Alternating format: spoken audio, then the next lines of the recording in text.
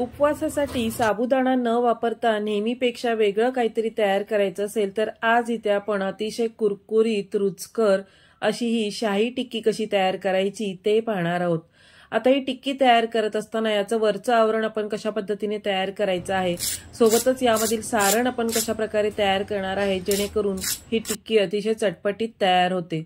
तर याबद्दलची सगळी सविस्तर माहिती या व्हिडिओमध्ये तुम्हाला अगदी शेवटपर्यंत टिप्स अँड ट्रिक्स सहित पाहायला मिळणार आहे। तर कोणतीही स्टेप मिस न करता रेसिपी शेवटपर्यंत पहा आणि अजूनही तुम्ही चॅनलला सबस्क्राइब केलं नसेल तर अशाच नवीन नवीन रेसिपींच्या नोटिफिकेशनसाठी बेल आयकॉनवर क्लिक करून वैशाली मेजवानीला सबस्क्राइब करा। रेसिपीला सुरुवात करण्याआधी वैशाली मेजवानीमध्ये सगळ्यांचं खूप खूप खूप मनापासून स्वागत। सुरुवातीला आपण ही टिक्की तयार करण्यासाठी 5 मध्यम आकाराचे बटाटे घेतलेले आहेत। आता बटाटे स्वच्छ पाण्याने धुवून झाल्यानंतर याची साल आपल्याला पिलरने काढून घ्यायची आहे। साल काढून घेतल्यानंतर किसणीचा वापर करायचा आणि या प्रकारे आपल्याला हे सगळे बटाटे किसून घ्यायचे आहेत। आता सगळे बटाटे किसून घेतल्यानंतर ते आपल्याला पाण्यातच ठेवायचे आहेत, म्हणजे हा किस काळपट पडला जात नाही। किसून झाल्यानंतर जो किस आहे तो आपण 2 ते 3 पाण्यातून स्वच्छ धुवून यामधील स्टार्च आपल्याला काढून टाकायचा आहे आणि त्यानंतर हे भांड परत पाणी भरून गॅसवर आपल्याला 2 ते 3 मिनिटं मोठ्या आचेवर गरम करायला ठेवायचा आहे। हा किस आपल्याला 2 ते 3 मिनिटं मोठ्या आचेवर गरम करून घ्यायचा आहे। सगळीकडून हा गरम झाला की त्यानंतर आपण यामधून हा किस काढून घेणार आहोत आणि तो एखाद्या सुती कपड्यावर आपल्याला गाळून घ्यायचा आहे। अशा पद्धतीने किस गाळून घेतला की तो काळपट पडला जात नाही आणि टिक्की आपली अतिशय कुरकुरीत तयार होते। इथे मी एका जाळीवर सुती कपडा ठेवलेला आहे आणि त्यावर हा सगळा किस पसरवून घेतलेला आहे। आता 2 ते 3 मिनिटांनंतर या प्रकारे कपड्यामधूनच आपल्याला हा किस पिळून काढायचा आहे, म्हणजे यामधलं पाणी आपल्याला पूर्णपणे पिळून काढून घ्यायचं आहे। जर किस थोडा गरम असेल तर 2 ते 3 मिनिटं आपण आणखीन थांबायचं आणि थोडासा कोमट झाला की या प्रकारे पिळून घ्यायचा आहे। आता पिळून घेतल्यानंतर सगळा किस परत आपण एका भांड्यामध्ये काढून घ्यायचा, थोडासा पसरून ठेवायचा आणि त्यानंतर आपण सारण तयार करायला घेणार आहोत। आता आज इथे आपण शाही टिक्की तयार करत असल्यामुळे याचं सारण देखील आपल्याला तसंच चटपटीत तयार करायचं आहे। त्यासाठी इथे अर्धी वाटी भाजलेल्या शेंगदाण्याचा जाडसर कूट घेतलेला आहे। तुम्ही इथे कूट तुमच्या आवडीप्रमाणे जाड किंवा बारीक ठेवू शकता। यामध्येच थोडेसे किशमिश घालून घ्यायचे, थोडेसे काजूचे तुकडे आणि सोबतच थोडेसे बदामचे तुकडे घालून घेतलेले आहेत। यावर बारीक चिरलेली हिरवी मिरची आवडीप्रमाणे घालायची। जर उपवासाला कोथिंबीर चालत असेल तर थोडीशी कोथिंबीर देखील चिरून घालायची।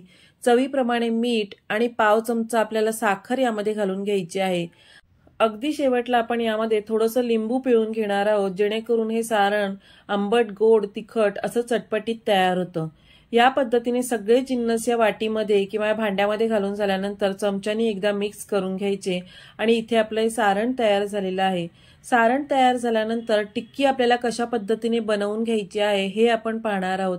त्यासाठी आपण जो बटाटा किसून वाफवून किंवा गरम करून घेतला होता त्यामध्ये चवीप्रमाणे मीठ घालायचं आणि इथे मी 2.5 चमचे म्हणजे 2 आणि अर्धा चमचा अरारोट पावडर घालून घेत आहे। जर तुमच्याकडे अरारोट पावडर नसेल तर तुम्ही साबुदाण्याचं पीठ घालू शकता किंवा कोणतंही उपवासाचं पीठ यामध्ये 2 ते 3 चमचे घालून घेऊ शकता। या प्रकारे आता हा किस या अरारोट पावडर सोबत मिक्स करून घ्यायचा आणि त्यानंतर हात आपण स्वच्छ पाण्याने धुवून घ्यायचे, कोरडे करून घ्यायचे आणि यामधील किस आपल्याला अशा पद्धतीने हातावर थोडासा पसरवून घ्यायचा आहे। आता पसरवून घेतल्यानंतर मधोमध आपल्याला सारण भरायचं आहे। आता सारण भरत असताना ते इकडे तिकडे जाणार नाही, या प्रकारे आपण ते भरून घ्यायचं आहे। थोडंसं हाताने प्रेस करायचं आणि वरच्या बाजूने आपण परत हा किस या प्रकारे लावून प्रेस करून याला टिक्कीचा आकार द्यायचा आहे। या पद्धतीने आपण टिक्की बनवून घेतली की ती अगदी झटपट तयार होते, फार वेळ देखील लागत नाही आणि इथे आपली ही टिक्की तळण्यासाठी किंवा शॅलो फ्राय करण्यासाठी तयार झालेली आहे। आज इथे आपण ही शॅलो फ्राय करून घेणार आहोत। तुम्हाला जर डीप फ्राय करायची असेल तरी देखील तुम्ही ही टिक्की डीप फ्राय करून घेऊ शकता। तुमच्या आवडीप्रमाणे पॅनमध्ये तेल किंवा तूप घालून घ्यायचं आणि तेल आणि तूप मध्यम आचेवर छान गरम झालं की यामध्ये एक एक करून या सगळ्या टिक्की या पद्धतीने घालून घ्यायच्या आहेत। आता टिक्की दोन्ही साईडनी गोल्डन ब्राऊन होईपर्यंत म्हणजे सोनेरी रंगावर आपल्याला छान अशा तळून घ्यायच्या आहेत। अशा प्रकारे टिक्की पॅनमध्ये घालून झाल्यानंतर खालची बाजू सोनेरी रंगावर तळून झाली की आपण पलटून घ्यायची आहेत। 1-2 वेळा पलटून झाल्यानंतर यांना छान असा सोनेरी रंग येतो। आता गॅस आपल्याला मध्यम आचेवरच ठेवायचा आहे आणि दोन्ही साईडनी ही टिक्की आपल्याला तळून घ्यायची आहे। इथे तुम्ही बघू शकता 3 ते 4 मिनिटांमध्येच आपली टिक्की छान अशी तळून तयार झालेली आहे। जर तुम्हाला शॅलो फ्राय करायची नसेल तर तुम्ही डीप फ्राय करून देखील ही टिक्की तयार करू शकता। या टिक्की तयार केल्यानंतर अजिबात तेलकट वगैरे होत नाहीत आणि अगदी कुरकुरीत तयार होतात।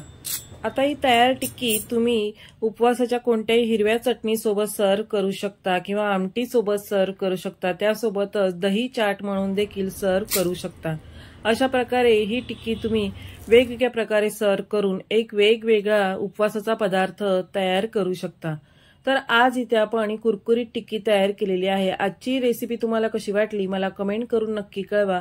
रेसिपी आवडली तर व्हिडिओला लाईक नक्की करा, सोबतच तुमचे मित्रपरिवार आणि नातेवाईकांमध्ये देखील नक्की शेअर करा आणि अशाच नवीन नवीन रेसिपींच्या नोटिफिकेशनसाठी बेल आयकॉनवर क्लिक करून वैशाली मेजवानीला सबस्क्राईब करा।